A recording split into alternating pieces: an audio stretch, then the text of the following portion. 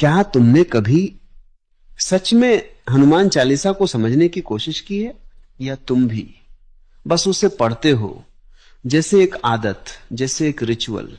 लेकिन अगर मैं तुमसे कहूं कि हनुमान चालीसा सिर्फ भक्ति नहीं है, ये एक गुप्त कोड है, एक ऐसा कोड जिसमें छुपा है तुम्हारे मन और इस पूरे ब्रह्मांड का रहस्य। और आज मैं तुम्हें वो दिखाने वाला हूं जो शायद तुमने आज तक कभी नहीं देखा। बचपन से तुम्हें सिखाया गया हनुमान चालीसा पढ़ो, सब ठीक हो जाएगा, डर खत्म हो जाएगा, मुश्किलें दूर हो जाएंगी। लेकिन किसी ने यह नहीं बताया कि कैसे, क्योंकि असली बात कभी बताई ही नहीं गई। तुलसीदास सिर्फ एक कवि नहीं थे, वो चेतना के रहस्यों को जानने वाले एक साधक थे। उन्होंने शब्द नहीं लिखे, उन्होंने एक मानसिक मशीन बनाई।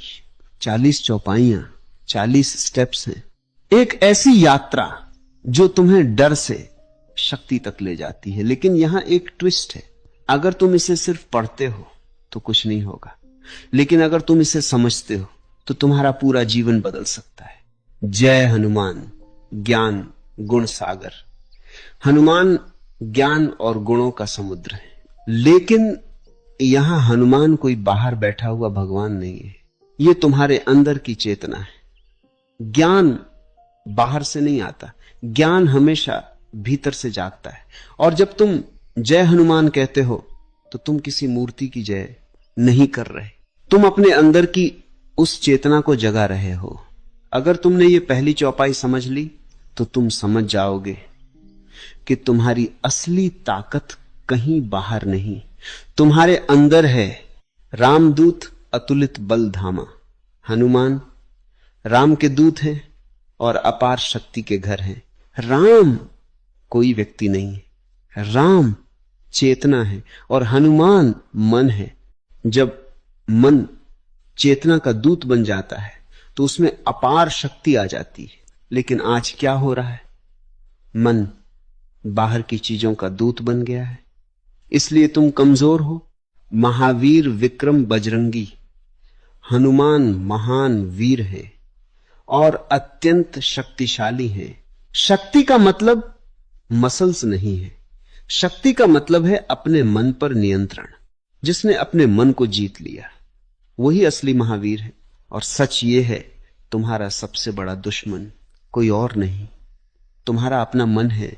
कुमति निवार सुमति के संगी। हनुमान बुरी बुद्धि को दूर करते हैं और अच्छी बुद्धि के साथी। कुमति नेगेटिव थिंकिंग, सुमति क्लैरिटी। जब तुम हनुमान चालीसा पढ़ते हो तो तुम अपने दिमाग को रिप्रोग्राम कर रहे होते हो, और यहीं से शुरू होता है असली ट्रांसफॉर्मेशन। भूत पिशाच निकट नहीं आवे, भूत प्रेत पास नहीं आते। ये कोई हॉरर स्टोरी नहीं है, ये तुम्हारे अंदर के डर है। Anxiety, over thinking, fear of failure, ये सब तुम्हारे भूत हैं। और जब तुम हनुमान चालीसा समझते हो तो ये सारे भूत खुद खत्म होने लगते। नासय रोग हरे सब पीड़ा, रोग और पीड़ा खत्म होती है। शरीर का 70% रोग मन से आता है। जब मन शांत होता है तो शरीर अपने आप हील होने लगता है। तो असली दवा क्या है? शांति। लेकिन शांति आती कैसे है? क्या शांति किसी दवा से आती है? क्या शांति किसी मंदिर में मिलने वाली चीज है? नहीं, शांति एक अवस्था है, एक ऐसी अवस्था जहां तुम्हारा मन भागना बंद कर देता है। और यही वो जगह है जहां हनुमान चालीसा तुम्हारी मदद करती है। हर चौपाई तुम्हारे मन की एक परत को तोड़ती है, हर शब्द तुम्हें थोड़ा और भीतर ले जाता है। तुमने ध्यान दिया होगा, जब तुम हनुमान चालीसा धीरे धीरे पढ़ते हो तो तुम्हारा सांस लेने का पैटर्न बदल जाता है। सांस गहरी हो जाती है, दिल की धड़कन धीमी हो जाती है और धीरे धीरे तुम एक अलग ही स्टेट में पहुंच जाते हो। यही है मेडिटेशन। लेकिन फर्क इतना है कि तुम्हें पता भी नहीं चलता कि तुम मेडिटेशन में हो। तुलसीदास ने इसे इतना सरल बना दिया कि एक आम इंसान भी बिना समझे ध्यान में चला जाता है। अब सोचो, अगर तुम इसे समझकर पढ़ो तो क्या होगा? तब ये सिर्फ शब्द नहीं रहेंगे, ये वाइब्रेशंस बन जाएंगे। हर चौपाई तुम्हारे अंदर एक एनर्जी एक्टिवेट करेगी। जैसे जब तुम कहते हो बजरंगबली, तो ये सिर्फ एक नाम नहीं है, ये तुम्हारे अंदर की डोमेंट पावर को ट्रिगर करता है। तुम्हारे अंदर एक ऐसी शक्ति है जिसे तुमने कभी इस्तेमाल ही नहीं किया, और यही कारण है कि तुम अपने पोटेंशियल से बहुत नीचे जी रहे हो।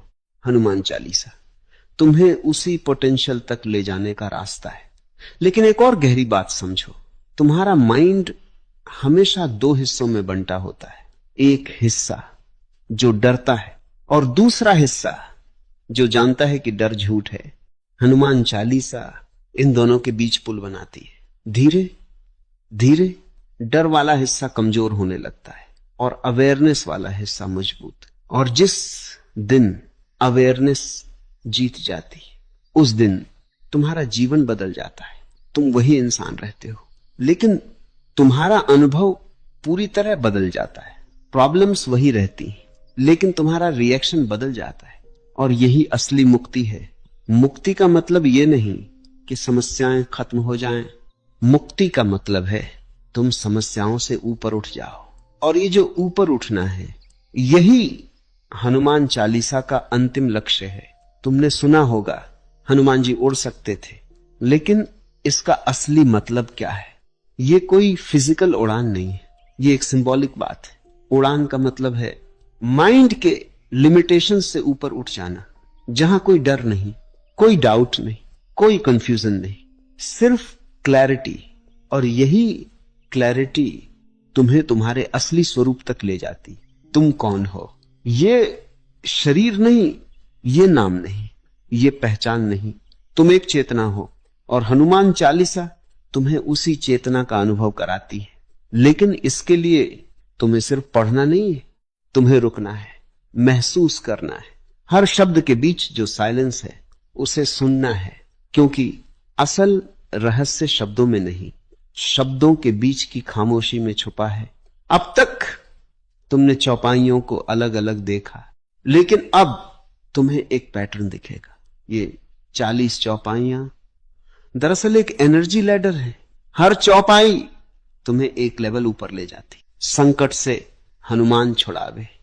संकट बाहर नहीं है, संकट तुम्हारी परसेप्शन है। जिस दिन तुमने परसेप्शन बदल दिया, उस दिन तुम्हारी दुनिया बदल जाएगी। और अब सबसे बड़ा सच आने वाला है। अब तक तुमने हनुमान चालीसा को प्रेयर समझा, लेकिन अब समझो ये एक इनर जर्नी मैप है। पहली चौपाई अवेयरनेस, बीच की चौपाइयां माइंड कंट्रोल, आखिरी चौपाइयां एनलाइटनमेंट।